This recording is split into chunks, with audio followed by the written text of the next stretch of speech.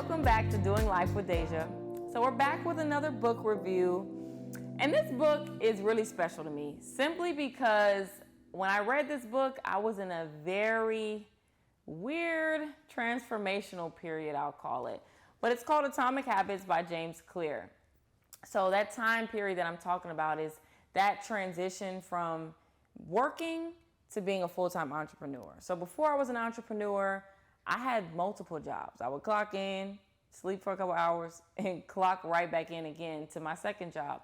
So having that structure, knowing that there was security, all that stuff makes a huge difference from when you decide to be your own boss. Now you have to make your own schedules. You have to have discipline. There's a lot more self-accountability that goes into entrepreneurship. And I don't think I was ready for it, if I'm completely honest. It was definitely a big transition.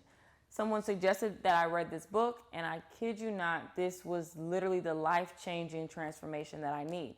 Simply because in the book, he teaches you how to set good habits. You know that 14 days of consistency can really help you create a new habit. So not only did I have to create new habits, but I had to get rid of some of the old ones as well. Old ways of thinking, old ways of, like I said, being reliant on that security. All of those things had to change. One of my favorite things that he talks about in this book, and I reference this a lot when I'm mentoring, is the 1% a day rule. And what that is he's basically saying, don't focus so much on getting all these things done at one time, but instead focus every single day on just getting 1% better. That if you get 1% better than you were yesterday, 100 days later, you're going to be 100% better than you were. And so that's the type of mentality and mindset you have to have when it comes to creating new habits, when it comes to growth in general.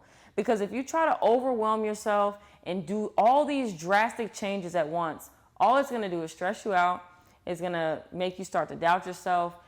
All of those things are going to be what actually can detour you backwards or put you back in that state that you first started with.